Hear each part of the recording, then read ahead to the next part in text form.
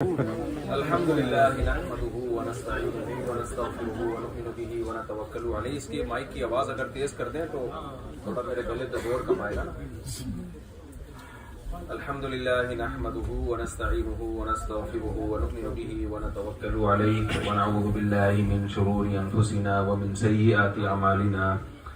من يهده الله فلا مضل له ومن يضلل فلا هادي له ونشهد ان لا اله الا الله وحده لا شريك له ونشهد ان محمدا عبده ورسوله صلى الله تعالى عليه وعلى آله واصحابه وبارك وسلم تسليما كثيرا اما بعد فاعوذ بالله من الشيطان الرجيم. بسم الله الرحمن الرحيم. والذين هم لأماناتهم وعهدهم راعون. وقال النبي صلى الله عليه وسلم الكيس من دان نفسه وعامل لما بعد الموت. جاپان یہ میرا پہلا سفر ہے اور یہاں اسلام کی بہاریں دیکھ کر ماشاءاللہ بڑی خوشی ہو رہی ہے. اتنے سارے لوگ اور بنگلہ دیش کے بھی ہیں, انڈیا کے بھی ہیں, زیادہ تر تو میرا خیال ہے پاکستان سے زیادہ ہیں یہاں پہ. پاکستانی قوم بہت معذرت کے ساتھ 2 نمبری میں مشہور ہے اور جاپانی 1 نمبری میں مشہور ہے.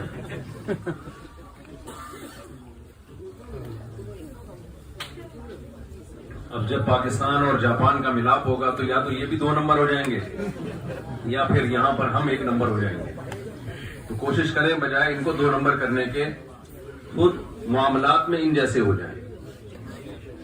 جو چیز جو خوبی ان کے پاس ہے وہ ان سے لے لیں اور جو خوبی آپ کے پاس ہے وہ آپ ان کو دے دیں. ہمارے استاد حضرت مفتی عبدالرحیم صاحب جن سے میں بیعت ہوں, آج میں نے ان کو فون کیا کہ میرا جاپان میں کا سفر تھا, میں جاپان میں ہوں, کوئی نصیحت کرنی ہو. تو انہوں نے ایک بڑی اچھی مجھے آڈیو بھیجی, نصیحت بھیجی. وہ میں آپ کو آج وہی نصیحت پارسل کر دیتا ہوں. انہوں نے بتایا کہ لوگوں کو بتائیں کہ جاپان کے صرف ہم پر نہیں پوری دنیا پر بہت زیادہ احسانات ہیں جاپانی قوم کے. دنیا میں کوئی گھر ایسا نہیں ہے جہاں جاپانی پروڈکٹ نہ ہو,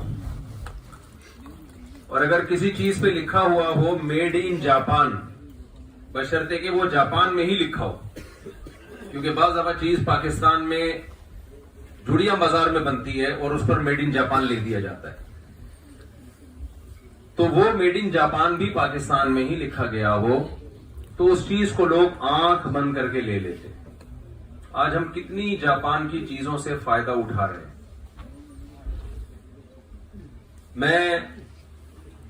میری والدہ جب بیمار تھی, ان کو بلڈ پریشر رہتا تھا, والد صاحب کو بلڈ پریشر رہتا تھا. میں اس وقت سے اس تلاش میں تھا کہ کوئی بلڈ پریشر کی ڈیجیٹل مشین ملے جو بالکل ریزلٹ جو ہے ایکوریسی ہو اس میں. کہ آپ کو پتا ہے جو بڑی عمر کے لوگ ہیں اکثر بلڈ پریشر کی بیماری سے ان کو فالج بھی ہوتا ہے, برین ہیمریج بھی ہوتا ہے, موت بھی واقع ہوتی ہے. تو پاکستان میں تو بلڈ پریشر کی بیماری بہت زیادہ. میں نے جن ڈاکٹروں سے پوچھا بھائی یہ 1 نمبر مشین کہاں سے ملے گی, سب نے کہا بھائی جاپان سے ملے گی. جس سے بھی پوچھو وہی. یہاں جب میں آیا لوگ کہہ رہے ہیں جاپانی 1 نمبر ہوتے ہیں, جھوٹ نہیں بولتے, جاپانی وعدے کی خلاف ورزی نہیں کرتے, جاپان میں صفائی ستھرائی بہت ہے اور یہ نظر بھی آ رہی ہے.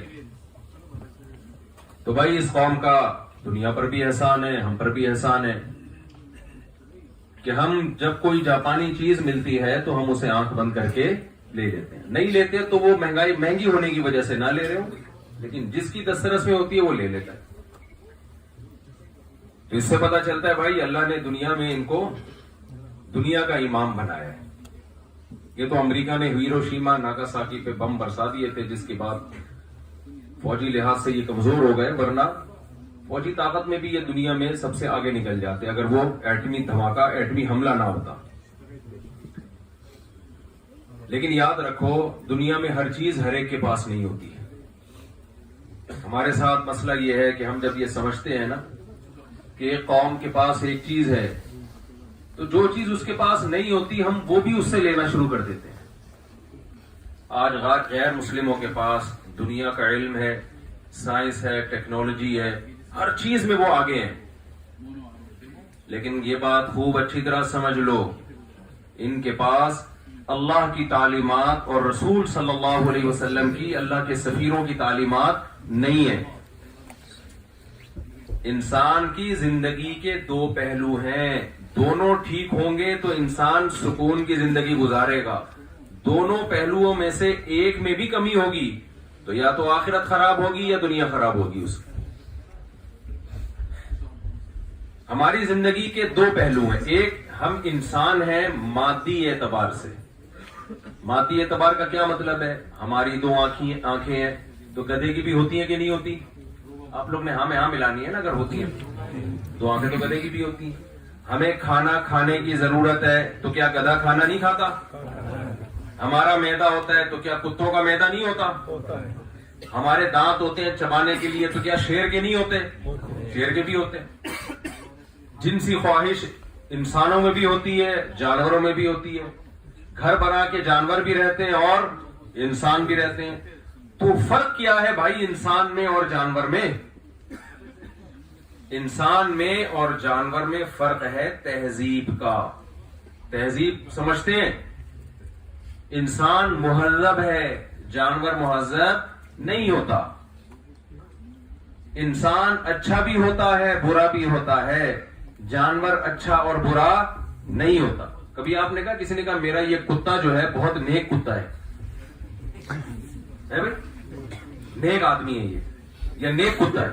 اچھا کتا تو کہیں گے، اچھا اس اعتبار سے اسپیڈ بہت تیز ہے، بھونکتا بہت اسپیڈ کے ساتھ ہے اور وفاداری زیادہ کرتا ہے، اس اعتبار سے کہیں گے۔ نیک اور برا جانوروں میں بولو نہیں ہوتا۔ جانور تھوڑی نیک ہوتے ہیں، برے ہوتے ہیں۔ اللہ نے جانور کو جیسا پیدا کر دیا وہ فطرت کے اسی راستے پر موت تک چلتا رہتا ہے، لیکن انسانوں میں اچھے بھی ہوتے ہیں اور برے بھی ہوتے ہیں۔ تو ہمیں یہاں دو چیزوں کی ضرورت ہے۔ یہ بھائی کو نا بعد میں کوئی عربی میں ترجمہ یا جیپنیز میں ترجمہ کرے، جو مولوی صاحب بیٹھے ہوئے ہیں جاپانی مولانا ہے، اردو تھوڑی بہت بھی نہیں جانتے۔ لست مولانا انشاءاللہ، صرت مولانا، تصیر مولانا انشاءاللہ، تصیر عالما انشاءاللہ۔ تو ان کو علم کا شوق ہے، اس لیے میں چاہتا ہوں کہ ان کو پورا کوئی ترجمہ کرے بعد میں جیپنیز میں۔ اچھا اس طرف ہو رہا ہے ترجمہ، اگر ادھر چلے جائیں وہاں جیپنیز میں ترجمہ۔ تو دیکھو جو مقام کے لوگ ہوتے ہیں نا، جو وہیں کے لوگ ہوں، وما ارسلنا من رسول الا بلسان قومه ليبين لهم، قرآن کہتا ہے ہم نے جو پیغمبر بھیجے اسی قوم میں بھیجے۔ یہاں جو لوگ عالم بنیں گے نا، جو اوریجنل جاپانی ہیں، وہ جس طرح یہاں دین کی خدمت کر سکتے ہیں وہ دوسرا نہیں کر سکتا۔ اس لیے میں یہاں علماء کو کہہ رہا ہوں یہاں دینی مدرسے بناؤ، اور دارالسلام والوں کا بڑا شکریہ کہ انہوں نے مجھے انوائٹ کیا اس ادارے میں۔ یہ دارالسلام ہی ہے نا اس کا نام جی۔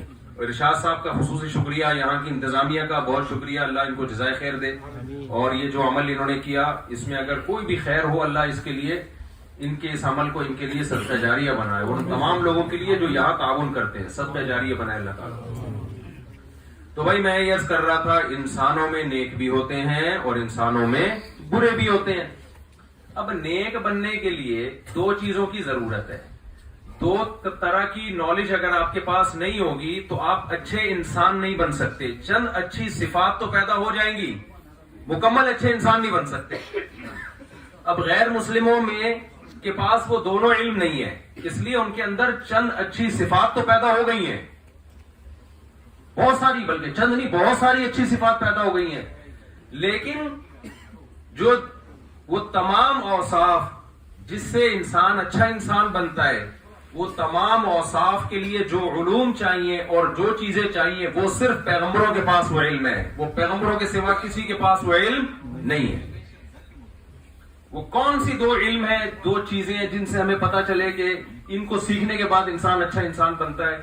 سب سے پہلا علم یہ ہے کہ آپ کو اچھائی کی ڈیفینیشن پتا چل جائے کہ اچھا کسے کہتے ہیں اور برا کسے کہتے ہیں۔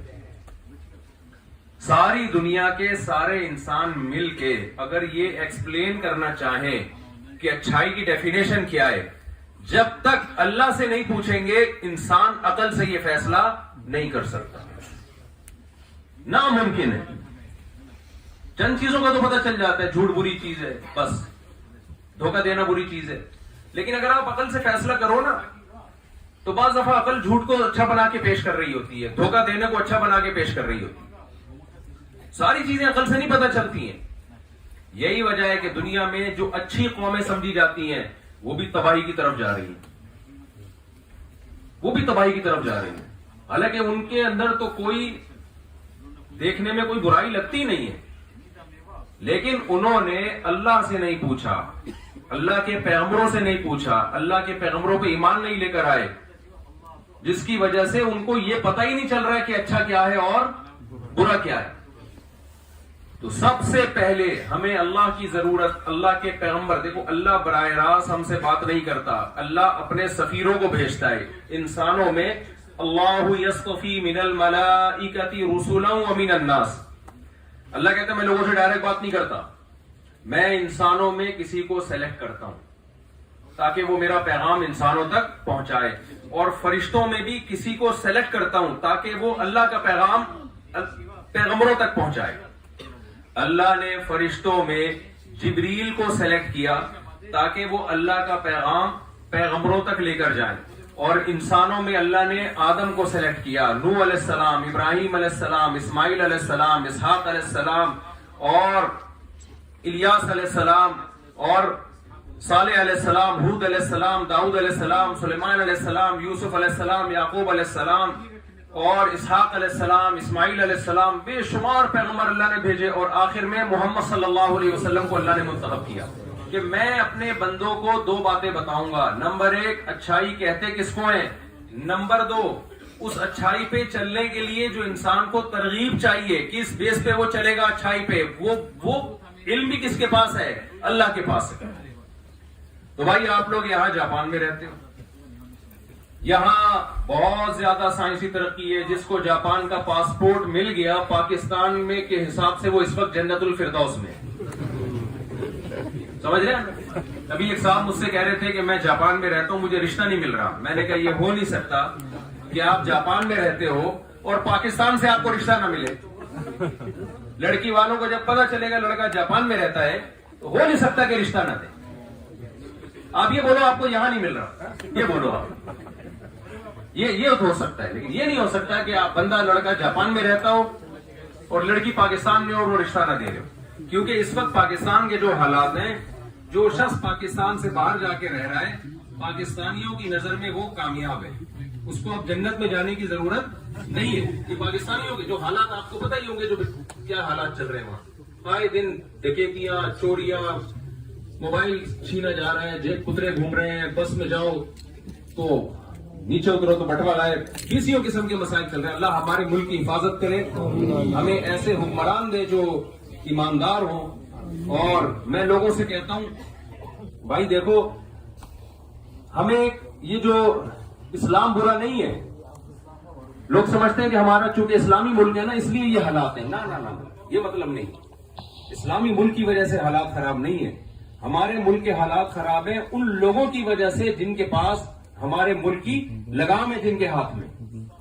اور ان میں اگر کوئی خامی ہے، اتنی ترقی کے باوجود اگر خودکشیاں ہو رہی ہیں تو اس اسلامی نظام نہ ہونے کی وجہ سے ہو رہی. اس لیے میں لوگوں سے کہتا ہوں نظام اسلامی ہو ہمارے ملک کا، جو آئین ہے قرآن و سنت. یہ حکمران ہمیں چند دن کے لیے ادھار دے دو، انشاءاللہ ہم جاپان سے آگے نکل جائیں گے. اور ہمارے والے حکمران جاپان کو ایک ہفتے کے لیے ادھار دے دو، ان کا ہم سے زیادہ بیڑا غرق نہ ہوا تو میرا ویزا کینسل کروا دینا جاپان. ہم سے زیادہ بیڑا غرق ہو جائے گا ان کا. ایک ہفتے کے لیے ان کو ادھار دے دو، اور ان کے والے ایک ہفتے کے لیے ہم کو دے دو، ہم ان سے آگے نکل جائیں گے انشاءاللہ. وجہ کیا ہے کہ ان کے پاس مادی ترقی ہے، اللہ کا علم جو قرآن و سنت کا علم ہے، جو پیغمبروں کا علم ہے، وہ ان کے پاس نہیں ہے. ہمارے پاس پیغمبروں کا علم ہے مگر اس پر عمل نہیں ہے، جس کی وجہ سے نام دین کے رہے نام دنیا کے رہے. تو بھائی کامیابی کے لیے آپ کو یہ پتا ہونا چاہیے کہ کامیابی کسے کہتے ہیں. کامیابی کے لیے آپ کو یہ پتا ہونا چاہیے کہ اچھائی کی ڈیفینیشن کیا ہے. تو میں جلدی وقت بہت تھوڑا ہے، پھر آپ کو سوال جواب کا موقع بھی دینا ہے. دیکھو، اچھا انسان بننے کے لیے چند اللہ نے قرآن مجید میں صفات بیان کی ہیں. جب تک وہ صفات آپ کے اندر پیدا نہیں ہوں گی اللہ کی نظر میں آپ نہ اچھے بنو گے اور نہ اللہ کی نظر میں آپ کامیاب ہوگے. کامیاب بھی وہی ہوگا جس کو اللہ نے کامیاب کہا ہے. دنیا کی کامیابی کو اللہ تعالیٰ کامیابی قرار نہیں دیتا. یہاں بہت سے لوگ دنیا میں آئے ہیں جو بڑے اچھے بن کے زندگی گزاری, حادثاتی موت سے وہ مر گئے. کیا وہ کامیاب تھے؟ دنیا کے لحاظ سے تو وہ ناکام تھے, لیکن اللہ کی نظر میں وہ کیا ہے؟ وہ کامیاب ہے. نبی صلی اللہ علیہ وسلم نے فرمایا ایسے پیغمبر بھی دنیا میں آئے ہیں جن کی دعوت پر کی کوئی ایک شخص بھی ایمان نہیں لے کر آیا اور ان کو قتل کر دیا گیا. دنیا کے لحاظ سے وہ ناکام سمجھے جاتے ہیں, لیکن اللہ کی نظر میں وہ کیا ہے؟ کامیاب ہے, کیونکہ وہ اللہ کی نظر میں اچھے بن کے دنیا سے چلے گئے. تو اب میں جلدی آپ کو بتاؤں گا بھائی اللہ کی نظر میں اچھا کسے کہتے ہیں, جاپانیوں کی نظر میں اچھا کسے کہتے ہیں وہ تو آپ کو پتہ ہی ہے. اللہ کی نظر میں جس کو اچھا کہتے ہیں اس میں کچھ وہ کام ہے جو جاپان والے کرتے ہیں اور کچھ وہ کام ہے جو جاپان والے نہیں کرتے, وہ آپ کو کرنے پڑیں گے. اب ہم پتہ کر کیا رہے ہیں, نہ ہم جاپان والے کام کر رہے ہیں اچھے والے اور نہ ہم اسلام والے کر رہے ہیں. تو نہ ہم ادھر کے رہے اور نہ ہم ادھر کے رہے. ہمارے ایک دوست تبلیغ میں نکلے, میں مثال سے بات سمجھاتا ہوں, بہت ماشاءاللہ صحت مند موٹے تازے ہو کے آ گئے, مزاحیہ تھے بہت, ان کی طبیعت میں مزاح تھا. میں نے کہا کہ تبلیغ میں آپ نے 4 مہینے لگائے اور اتنا ڈبل وزن آپ کا کیسے ہو گیا؟ انہوں نے کہا بھائی دیکھو تبلیغ میں ہم نکلتے ہیں تاکہ آخرت کی فکر پیدا ہو جائے. کیوں ہم نکلتے ہیں؟ آخرت کی فکر. کہہ رہے ہیں یار میں نے اصولوں کے مطابق وقت نہیں لگایا. انسان دبلا ہوتا ہے 2 فکروں سے, یا تو دنیا کی فکر سے یا آخرت کی. تو کہنے لگے میں جب تبلیغ میں نکلا دنیا کی فکر ختم ہو گئی, آخرت کی پیدا ہو نہیں سکی. تو دونوں فکریں کیا ہو گئی ہے بھائی؟ ختم ہو گئی. تو ہمارا بھی حساب کتاب کچھ ایسا ہی ہے, ہمارا بھی ایسے حساب کتاب ہے. تو اللہ کی نظر میں اچھا کسے کہتے ہیں؟ سب سے پہلی بات اللہ کہتا ہے جس نے تمہیں بنایا ہے اس کے وجود پر ایمان لے کر آؤ. جو شخص اللہ کے وجود کا انکار کرے, جو ملحد بن جائے, جو ایتھیسٹ بن جائے, جو یہ کہے کہ یہ کائنات خود بخود بنی ہے, آٹومیٹیکلی بنی ہے, یہ دھماکے سے پٹ پٹا کے خود ہی سارے انسان غفار بھائی, ستار بھائی, اچک زئی اور یوسف زئی اور کاکڑ زئی یہ سارے آٹومیٹیکلی بن گئے, اللہ کہتے ہیں اس سے بڑا جرم دنیا میں کوئی نہیں ہے. یہ نہیں ہو سکتا خود بخود. چاہے ساری دنیا کے سارے سائنسدان مل کے یہ دعویٰ کریں کہ آدم خود بخود وجود میں آئے, بندر سے وجود میں آئے, آٹومیٹیکلی یہ سب کچھ ہوا ہے, اللہ اس بات کو نہیں مانتا. اللہ کہتا ہے ام خلقوا من غیر شیء ام هم الخالقون. بھلا یہ کیسے ہو سکتا ہے کہ نہ تم نے اپنے آپ کو خود بنایا ہو اور نہ یہ اور تم بھی خود بخود بن گئے ہو, تمہارا کوئی کریٹر نہ ہو, یہ ناممکن ہے. ایک چھوٹا سا بٹن ہماری قمیض میں لگا ہوتا ہے نا, یہ بھی کہیں بنا ہوتا ہے, یہ خود سے بولو نا وجود میں نہیں آیا, ایسا نہیں ہو سکتا. اور بنانے والا جتنا ماہر ہوگا اس کی پروڈکٹ اتنی ہی زبردست ہوگی. میڈ ان جاپان لکھا ہوگا آنکھ بند کر کے لوگے, کیونکہ بنانے والے جاپان کے سائنسدان ہیں. اب ہم اللہ کی بنائی ہوئی مخلوق کو اور جاپان کی بنائی ہوئی مخلوق کو دیکھتے ہیں. میں جاپان کی مثال اس لیے دے رہا ہوں, دنیا کے بہترین مینوفیکچرنگ یہاں پر ہوتی ہے. جاپان کے سائنسدانوں نے ایک روبوٹ بنایا جو پوری دنیا میں سب سے اچھے روبوٹ سمجھے جاتے ہیں. انسان جیسا ہوتا ہے, اس کی آنکھ ہوتی ہے, اس کی ناک ہوتی ہے, اس کے کان ہوتے ہیں. آپ مجھے ایک بات بتاؤ, یہ وہ روبوٹ ہے جس کے بارے میں اگر کوئی شخص یہ دعویٰ کرے یہ کروڑوں سال میں آٹومیٹیکلی خود سے وجود میں آیا ہے, تو آپ لوگ یہ بات مان لو گے؟ آپ بولو کہ فلاں سائنسدان نے یہ دعویٰ کیا ہے, مان لو گے یہ بات؟ وہ روبوٹ, اب مجھے بتاؤ اللہ کا بنایا وہ روبوٹ جو آپ کے سامنے بیٹھ کر اس وقت بیان کر رہا ہے, اور آپ لوگ وہ روبوٹ جو میری بات کو سن رہے ہیں, جن کے سچی مچی کے کان ہیں, جن میں خود سے سننے کی صلاحیت ہے, وہ کسی ریموٹ کنٹرول کے محتاج نہیں ہے, جن کی آنکھوں میں دیکھنے کی طاقت ہے, جن کی ناک میں سونگنے کی طاقت ہے, جن کی زبان میں بولنے کی طاقت ہے. زبان پہ آپ کوئی بھی چیز رکھو فوراً بتا دے گی اس کا ٹیسٹ کیا ہے. جس کے دماغ میں ہزاروں کلومیٹر لمبی رگیں ہیں جن کو فولڈ کر کے, جن کو اکٹھا کر کے کھوپڑی میں اللہ نے ڈال دیا. اتنا عجیب و غریب انسان, کیا اس کی وہ کہیں کسی فیکٹری میں تیار نہیں ہوگا, اس کا کوئی مینوفیکچرر نہیں ہوگا, اس کا کوئی کریٹر نہیں ہوگا, کیا وہ خود بخود بن سکتا ہے؟ اس لیے قرآن بار بار یہ کہتا ہے یہ کائنات خود بخود نہیں بنی ہے، اس کو کسی نے بولو بنایا ہے. اس نظریے سے اگر آپ ہٹ گئے، اگر آپ نے کہا میں خود بخود بناؤں، تو اللہ کی نظر میں آپ اچھے نہیں ہو سکتے. آپ بیوی کی نظر میں اچھے ہو سکتے ہو، آپ اولاد کی نظر میں اچھے ہو سکتے ہو، آپ پڑوسیوں کی نظر میں اچھے ہو سکتے ہو، آپ حکومت کی نظر میں اچھے ہو سکتے ہو، لیکن جو اصل حاکم ہے نا خدا، وہ کہہ رہا ہے اچھے نہیں ہوتے. یہ جو کہا جاتا ہے نا کہ کافر جو ہے وہ جہنم میں جائے گا، لوگ کہتے ہیں اتنے اچھے اعمال کر کے بھی جہنم میں جائے گا. بھائی اتنے اچھے ہوتے ہیں، بات کرنے سے پہلے تھینک یو، بات کے بیچ میں تھینک یو، اور بات کے آخر میں تھینک یو. اور ہمارے آپ کہیں گاؤں دیہات میں چلے جائیں، بات کرنے سے پہلے گالی، بیچ میں گالی، اور آخر میں مذاق میں گالی دے کے چلا جائے، مگر لڑائی نہیں کی ہو. لوگ کہتے ہیں یہ کیا بات ہے یار، اس کو بات کرنے کی تمیز نہیں ہے، وہ جنت میں جائے گا. اور اتنے اچھے اخلاق، اتنا اچھا ایٹیٹیوڈ، اتنی خوبصورت سڑکیں، اتنی زبردست پروڈکٹ انہوں نے مارکیٹ میں لے کر آ رہے ہیں، یہ کہاں جائیں گے؟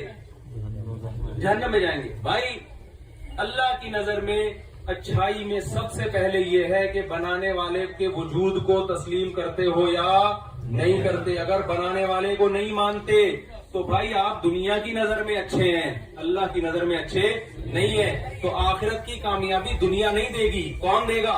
اللہ دے گا. تو جو دے گا اس کی نظر میں تو پہلے اچھے بنو. سمجھ میں آ رہی ہے بات کہ نہیں آ رہی؟ دیکھو ایک مثال دیتا ہوں. آپ کی بیگم صاحبہ پڑوسیوں کے حقوق کا بھی خیال، اپنی ماں کا بھی خیال، اپنے باپ کا بھی خیال، ساری دنیا کو خوش رکھا ہوا ہے. شوہر جب اسے کوئی کام کہتا ہے تو نہیں مانتی ہے بھائی، تو ساری دنیا کہے گی یہ انٹی بہت اچھی ہیں. میاں کیا کہے گا؟ آپ کے لیے ہے، میرے لیے نہیں ہے. الٹی مثال دیتا ہوں زیادہ اچھی طرح سمجھ میں آئے گی. ایک آدمی جو ہے ساری دنیا کی انٹیوں سے خوشی خوشی بات کرتا ہے، جیسے کہ پاکستان میں تو بہت چل رہا ہے مارکیٹ میں. کسی بھی انٹی کا فون آ جائے گھنٹہ گھنٹہ بات کرتا رہے گا اس سے بیٹھ کے. بیگم کو سے بات کرنے کے لیے اس کے پاس ٹائم نہیں ہے بھائی. خواتین کی شکایت آتی ہے نا، ہمارا میاں گٹر کے ڈھکن پہ بیٹھا ہوتا ہے. یہ تو شکر کرو مجھے تو یہاں گٹر کی نظر نہیں آ رہے، پتہ نہیں گٹر سڑکوں کے نیچے ہے کہاں ہے. اس وقت کراچی کا سب سے بڑا مسئلہ گٹر کے ڈھکن ہے. گٹر ہیں ان میں ڈھکن پتہ نہیں کون پی گیا. یہ سندھ حکومت پی رہی ہے، کون پی رہا ہے ہمیں معلوم نہیں. جب کسی زمانے میں گٹر پہ ڈھکن ہوا کرتے تھے تو خواتین کی شکایتیں آتی تھی، ہمارا میاں گٹر پہ ڈھکن پہ بیٹھ کے دوستوں سے گھنٹوں گھنٹوں بات کرتا ہے، ہنسی مذاق کرتا ہے، لیکن جب وہ گھر میں آتا ہے تو اس کے اخلاق اچھے نہیں ہیں. وہ ایسے گھر میں آتا ہے بد اخلاقی کے ساتھ جیسے چنگیز خان نے بغداد پہ حملہ کر دیا ہو. ایسے بدتمیزی سے گھر میں داخل ہوگا. ہوتا ہے، بہت سے مردوں کو دیکھا ہے. تو آپ بتاؤ اس آدمی کے دوستوں سے پوچھیں گے کہ یہ بندہ کیسا ہے، تو دوست کیا کہیں گے؟ بہت اچھا ہے، 2 گھنٹے گٹر کے ڈھکن پہ ہمارے ساتھ بیٹھتا ہے، چرس پیتا ہے ہمارے ساتھ بیٹھ کے، ہیروئن پلائے وہ پی لیتا ہے. ہمارا انڈی والی تو اسی کو بولتے ہیں نا. جیسے دوست چل رہے ہیں آپ ویسے ہی آپ چرسی میں بیٹھو اور بولو چرس بری ہے تو آپ کو اچھا کہیں گے؟ اب مجھے نہیں پتا یہاں کیا چلتی ہے، وہاں تو یہ چلتی ہے، یہاں کا مجھے نہیں پتا. یہاں کے حساب سے پوچھیں گے یہاں کیا کون سی چیز چل رہی ہے. خیر، تو اگر یہ آدمی اپنی زوجہ کے ساتھ یہ سلوک کر رہا ہے جیسے کہ بہت سے لوگ کر رہے ہوتے ہیں، تو عورت کہے گی بھائی اچھا ہے دوسروں کے لیے، میرے لیے اچھا نہیں ہے. زیادہ آپ نے بدسلوکی کی تو ایک دن آپ سے طلاق مانگ لے گی، چھوڑ دے بھائی تو مجھے. آپ کہیں گے میں اتنا اچھا آدمی، وسیم سے پوچھو میں اتنا اچھا، غفار سے پوچھو میں اتنا اچھا، چکزئی سے پوچھو میں اتنا اچھا، کاکڑ زئی سے پوچھو میں اتنا اچھا، اور فلانے سے پوچھو میں. تم اس سے طلاق مانگ رہے ہو گے کہ بھائی جن کے ساتھ اچھا ہے انہیں کے ساتھ جا کے بیٹھا کر، میرے ساتھ تو اچھا نہیں. تو خوب سمجھ لو جیسے یہ دنیا کا اصول ہے اللہ کا بھی یہ اصول ہے. اللہ کہتا ہے بنانے والا میں ہوں، کریٹر میں ہوں، آسمان سے بارشیں میں نے برسائیں، فالق الحب والنوا، دانے اور گٹلی کو پھاڑ کر تناور درخت میں بناتا ہوں. یہ جو گٹلی میں اب لوگ کیا کر رہے ہیں، جو سائنس پڑھتے ہیں وہ کہتے ہیں بھائی گٹلی میں جو درخت بنتا ہے وہ تو ایک نیچرل پروسیس ہے، اللہ کہاں گیا اس میں. بھائی زمین میں ڈالو گے کھاد، وہ نائٹروجن پیدا ہوگی، اس سے آٹومیٹیکلی اس کی گروتھ ہوگی، اور وہ ہوتے ہوتے پورا ایک پروسیس ہے. وہ بھائی یہ گٹلی کے اندر ایسے سافٹ ویئر آٹومیٹیکلی انسٹال نہیں ہو گئے کہ اس کو زمین میں ڈالا جائے, اس سے پودا بننا شروع ہو, پھر درخت بننا شروع ہو, پھر اس میں پھول پیدا ہو, تتلیاں اس کی طرف مائل ہوں, نر مادہ پھولوں کا ملاپ ہو, پھر اس سے پھل پیدا ہو, پھر وہ پھل پکے, پھر آپ کھائیں اور اس کے اندر وہی گٹلی نکلے تاکہ یہ درخت دوبارہ بھی پیدا ہو. اتنا خوبصورت تناسب کے ساتھ کسی سافٹ ویئر کی ایسی زبردست انسٹالیشن یہ آئی فون میں اب تک نہیں ہوئی ہے. سمجھ میں آ رہی ہے بات کہ نہیں آ رہی ہے؟ یہ اینڈرائڈ میں نہیں ہے ایسی انسٹالیشن. تو آئی فون خود بخود نہیں بن سکتا, گٹلی کے اندر ایسے سافٹ ویئر کا آٹومیٹیکلی انسٹال ہونا پاسبل نہیں ہے, ناممکن نہیں ہے. تو اللہ کہتا ہے فالق الحب والنوا, یہ جو گٹلی کو پھاڑ کے برابر درخت بناتا ہوں اور اس سے پھل پیدا کرتا ہوں, یہ خود بخود نہیں ہو رہا, یہ میں نے انسانوں کی خدمت کے لیے گٹلی میں ایسے سافٹ ویئر انسٹال کیے ہیں, میں نے کیا یہ کام. اب کافر کیا کرے گا؟ وہ آم بھی کھائے گا, وہ خربوزہ بھی کھائے گا, وہ تربوز بھی کھائے گا, وہ کہیں درخت کے نیچے لیٹا ہوگا, اس کے سر پہ سیب گرے گا تو وہ گریوٹی کا لا بھی نکال لے گا, لیکن وہ یہ نہیں سوچے گا کہ کون ہے جس نے سیب کے بیج میں ایسے سافٹ ویئر ڈالے ہیں کہ وہ درخت بن کے, پھل بن کے اور ہمارے جسم میں آئرن کی کمی پوری کر رہا ہے اور ہم کھاتے ہیں, لذت حاصل کر رہے ہیں. تو کیا اس کا بھی کوئی حق ہے یا نہیں ہے؟ یہاں تک وہ جانے کی کوشش نہیں کرے گا. لہذا وہ انسانوں کی نظر میں محبوب بن جائے گا, لیکن جس نے بنایا ہے اس کی نظر میں وہ محبوب نہیں بنے گا, نہ اس کی نظر میں وہ اچھا بنے گا. میں سمجھا پا رہا ہوں اپنی بات؟ سمجھ میں آ رہی ہے؟ تو اللہ کی نظر میں اچھا بننے کے لیے سب سے پہلے ضروری ہے کہ اپنے بنانے والے پر ایمان لایا جائے. بنانے والے پر ایمان لایا جائے. تو اپنے ایمان کو مضبوط کرو. کسی کے بہکاوے میں آ کے اللہ سے تعلق ختم بولو مت کرو. دنیا کی ترقی جب انسان دیکھتا ہے نا, ہم نے بہت سے لوگوں کو دیکھا جو غیر مسلم ممالک میں آتے ہیں تو ان کی خوبیاں نہیں لیتے, بلکہ اپنے پاس جو خوبی ہے اس سے دستبردار ہو جاتے. ان کے پاس ایک خوبی ہے بھائی, ایمانداری ہے, حکومت کے قوانین کی پابندی ہے, وقت پہ ٹیکس ادا کرتے ہیں, انلیگل کام کو برا سمجھتے ہیں. یہ خوبیاں تو اسلام کی ہیں اصل میں, یہ تو لینی چاہیے. لیکن بجائے یہ خوبیاں لینے کے اپنے پاس جو خوبی ہے, اللہ پر ایمان, اللہ کے پیغمبروں پر ایمان, اللہ اس کے رسول کی تعلیمات, وہ تعلیمات سے پچھڑ جاتے ہیں. یہ تو بڑا گھاٹے کا سودا ہو گیا. ایک آدمی کے پاس شہد ہے, وہ شہد استعمال نہیں کر رہا, وہ چرسیوں کے پاس بیٹھتا ہے, شہد کی بوتل ان کو دے دیتا ہے اور ان سے کیا خرید لیتا ہے؟ چرسی. نے تو گھاٹے کا سودا کیا نا اس نے. تو پہلی بات اللہ نے بتایا کہ جو بنانے والا ہے اس کے وجود پر ایمان. دوسری شرط کامیاب ہونے کے لیے, دنیا میں بہت سے لوگ ہیں جو خدا کو مانتے ہیں. ہندو بھی مانتے ہیں کہ نہیں مانتے؟ ہندو کو اس کو بھگوان سے تعبیر کرتے ہیں, کہتے ہیں بھائی کریٹر ہے, خالق ہے. مسلمان اس کو اللہ کہہ رہے ہیں, ہندو کہتے ہیں وہ کیا ہے بھائی؟ بھگوان. جب ہندو سے پوچھا جائے بھگوان کتنے, وہ کہتے ہیں اصل بھگوان. ہندو بھی کیا کہتے ہیں, اصل بھگوان کتنے ہیں؟ آپ تو بولے نا مجھ سے. عیسائیوں سے پوچھا جائے گاڈ کتنے ہیں, وہ کیا کہتے ہیں؟ یہودی سے پوچھا جائے ایک. تو پھر اللہ کیوں کہتے ہیں یہ لوگ توحید پرست نہیں ہے بھائی؟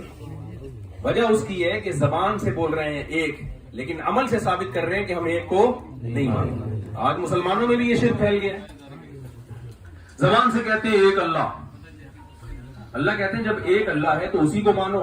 دو کیا کہتے ہیں مشرک, ہم اسی کو مانتے ہیں بھائی. پھر اللہ کہتا ہے ہندو سے, پھر یہ دوسرے بتوں کے سامنے جھکتے کیوں ہو, پتھر کے بتوں کے سامنے.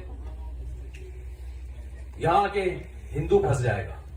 عیسائیوں سے کہا جاتا ہے جب ایک اللہ کو, ایک خدا کو, ایک گاڈ کو مانتے ہو تو عیسیٰ ابن مریم سے دعائیں کیوں مانگتے ہو؟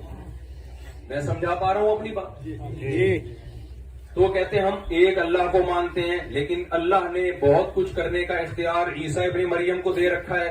ہندو کہتا ہے ہم بھگوان کو مانتے ہیں, لیکن یہ چھوٹے موٹے جو بھگوان جو ہم نے اپنے ہاتھوں سے بنائے ہیں ان کے سامنے جھکیں گے تو وہ والا سچی مچی والا بھگوان خوش ہوگا. اللہ کہتے ہیں اس کی کیا دلیل ہے کہ جن معبودوں کو اپنے ہاتھ سے بناتے ہو اور جھکتے ان کے سامنے ہو, تو جس کے سامنے جھکتے ہو اصل تمہارا خدا تمہاری رائے میں وہی ہے. میں یہ دعویٰ ماننے کے لیے تیار نہیں ہوں کہ میں تمہارا خدا ہوں. اگر مجھے مانتے تو صرف میرے سامنے جھکتے. وہی مثال دیتا ہوں غفار بھائی والی.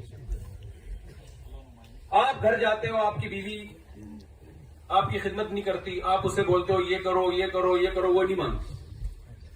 وسیم بھائی گھر آتے ہیں, جو کہیں گے وہ ماننا شروع کر دیتی ہے بھائی.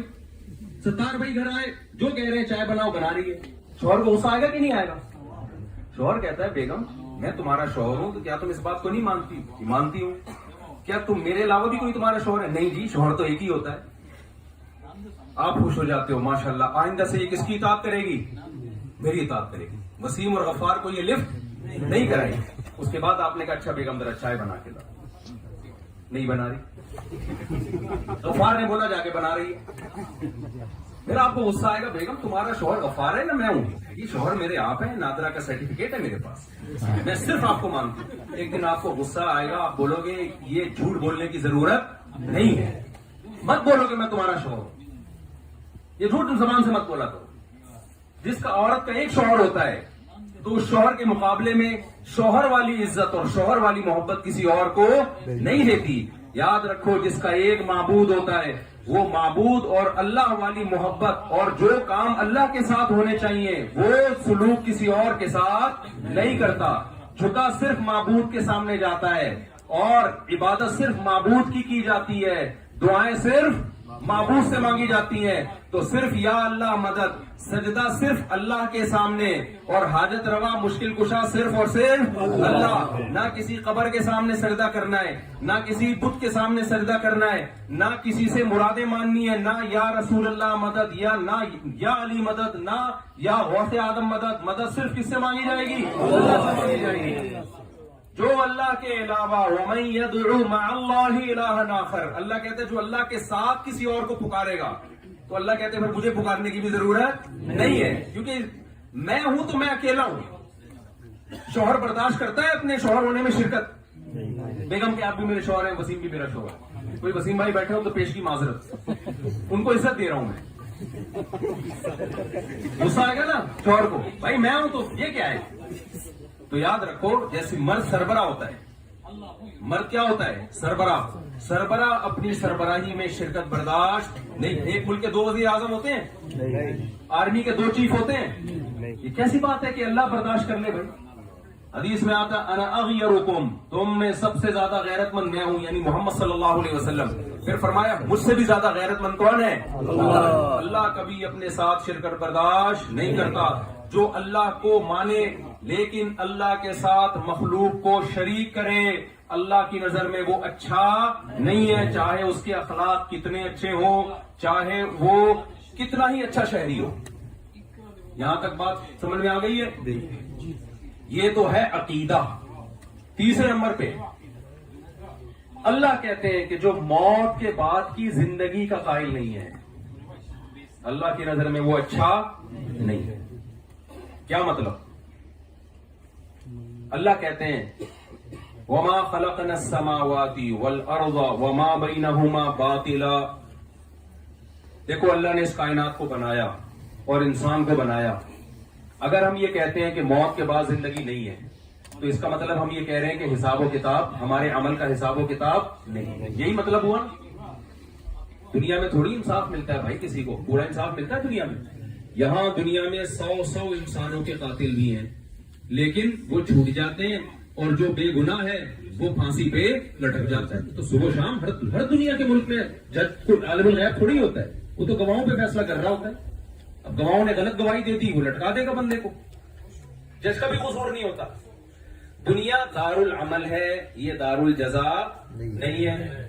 اب جو لوگ یہ کہتے ہیں، جیسے کہ دنیا میں کافر یہی کہتا ہے کہ ہم مر کے مٹی ہو کے ختم. اللہ کہتے ہیں ذالک ظن الذین کفروا، یہ کافر کا خیال ہے. فویل للذین کفروا من النار، جو آخرت کے منکر ہیں ان کا یہ خیال بہت برا ہے، میں آخرت میں ان سے اس کا حساب و کتاب لوں گا.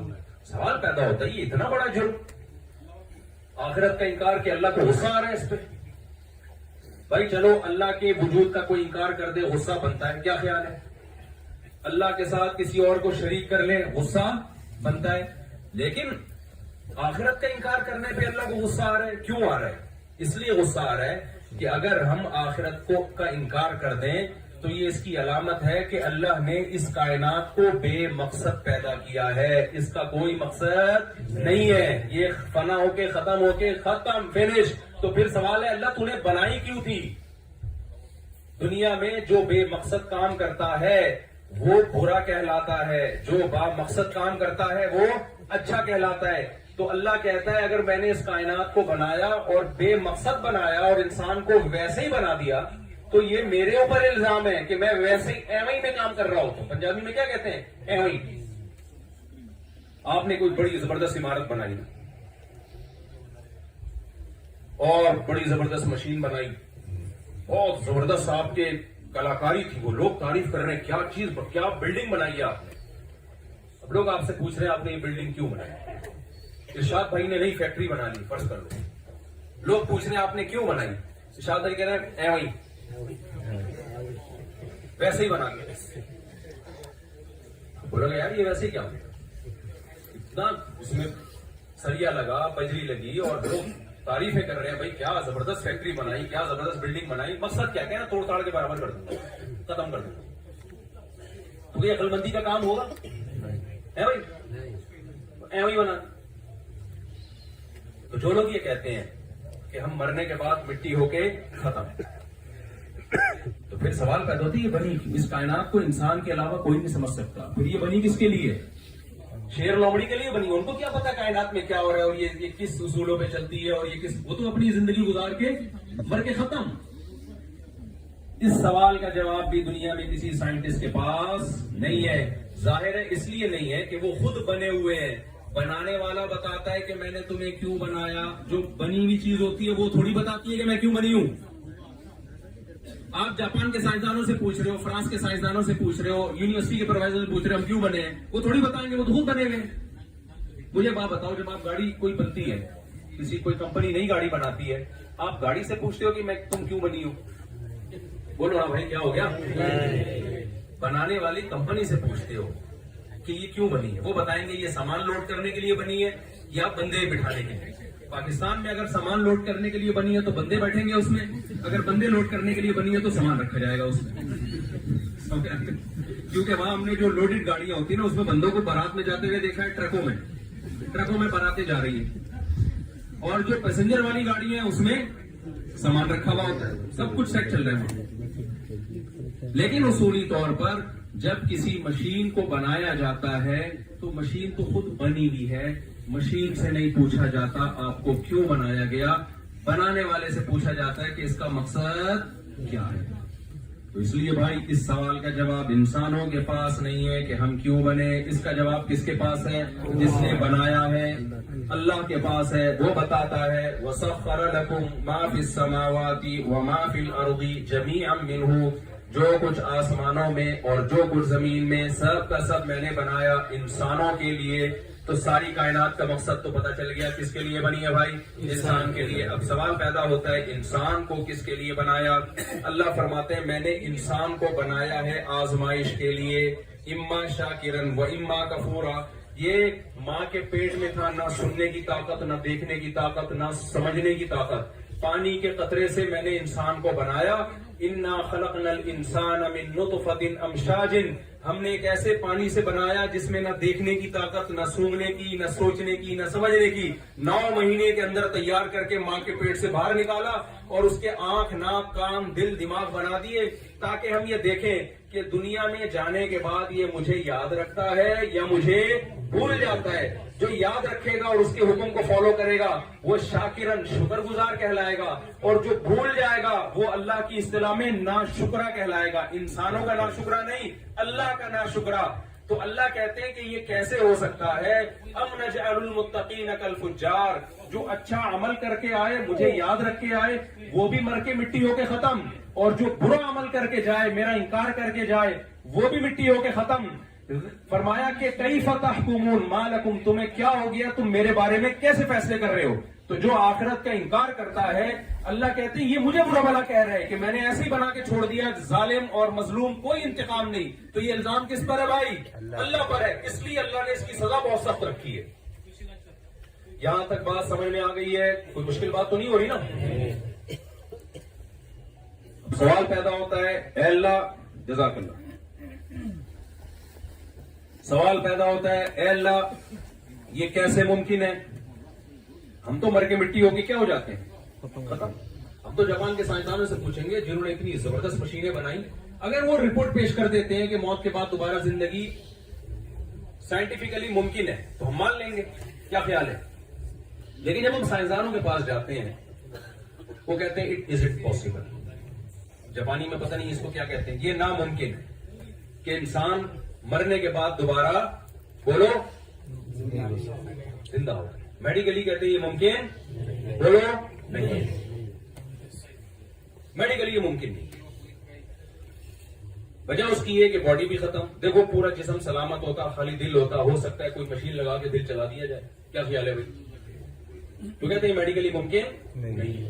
اللہ کہتا ہے کہ اس سوال کا جواب کہ یہ ممکن ہے یا نہیں, یہ سائنسدانوں سے مت پوچھو, یہ اس سے پوچھو جس نے پہلی دفعہ بنایا. پہلی دفعہ بننا بھی میڈیکلی ممکن نہیں, سائنٹیفکلی ممکن نہیں, کیونکہ تم کچھ بھی نہیں تھے.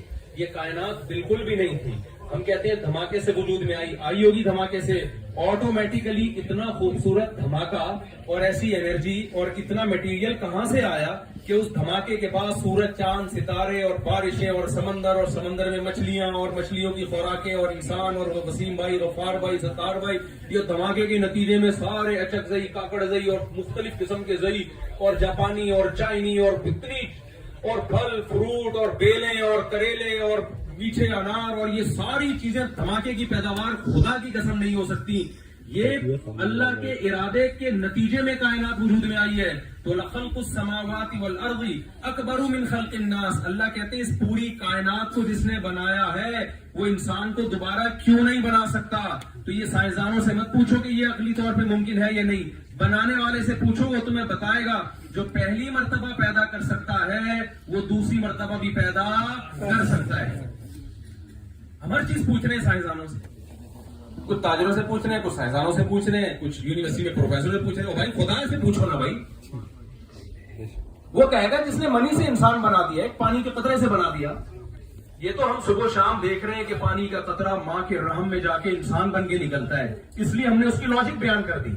اگر یہ پروسیس اپنی آنکھوں سے نہ دیکھا ہوتا, کوئی مان لیتا کہ اس قطرے میں آنکھ بھی بن سکتی ہے, ناک بھی بن سکتا ہے, دماغ بھی بن سکتی ہے, دل بھی بن سکتا ہے, اور دل کی حرکت بھی ہو سکتی ہے, دل پمپ بھی کر سکتا ہے, ناخن اور سر کے بال اور پورا انسان بن کے ماں کے پیٹ سے باہر نکلے گا, اور جس دن باہر آئے گا اسی دن ماں کی چھاتیوں میں دودھ پیدا ہو جائے گا, اور اس بچے کو کچھ نہیں پتا ہوگا, لیکن یہ پتا ہوگا دودھ یہاں سے ملے گا اور ایسے حالت میں اترے گا.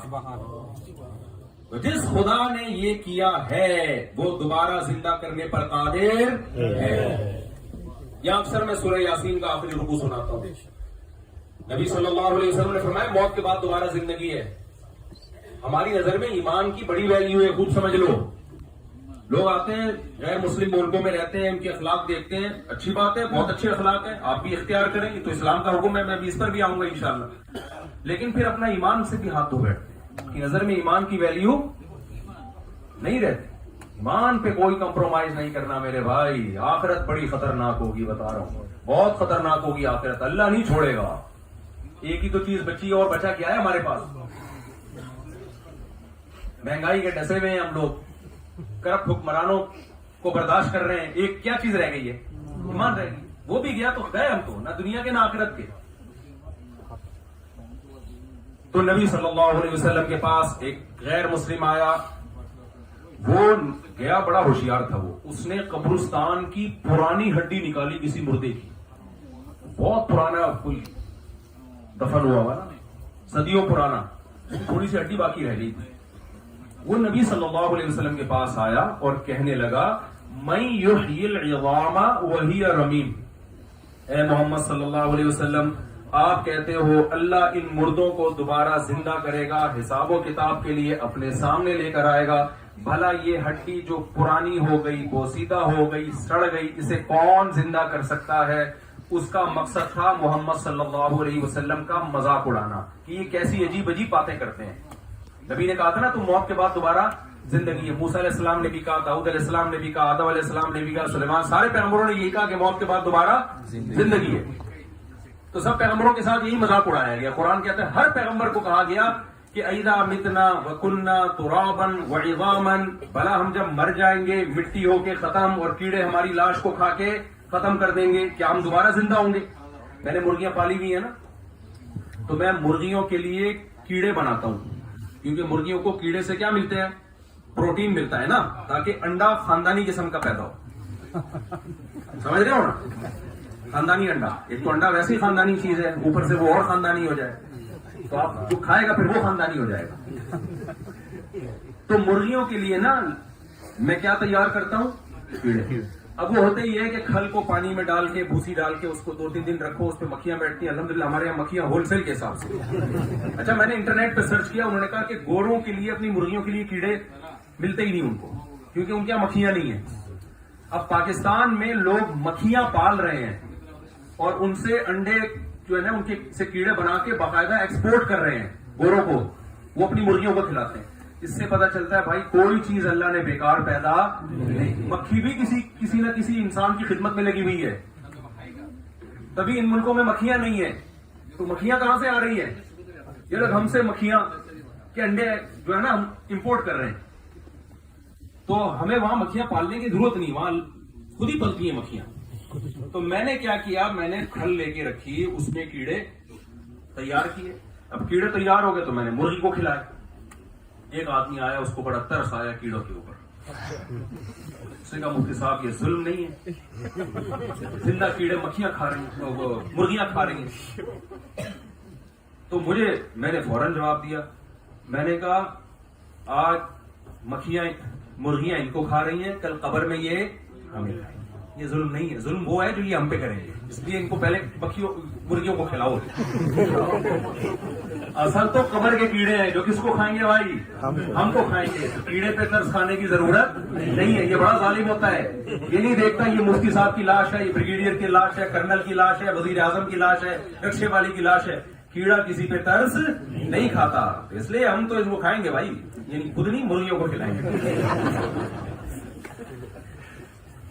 تو اس کافر نے کہا جب کیڑے ہماری لاش کو کھا کے ختم کر دیتے، کیڑے کھا کے ختم کر دیتے تو بالکل نام و نشان مٹ جاتا ہے. ہماری باڈی تو کیڑوں میں تبدیل ہو جاتی ہے، ختم، فنش.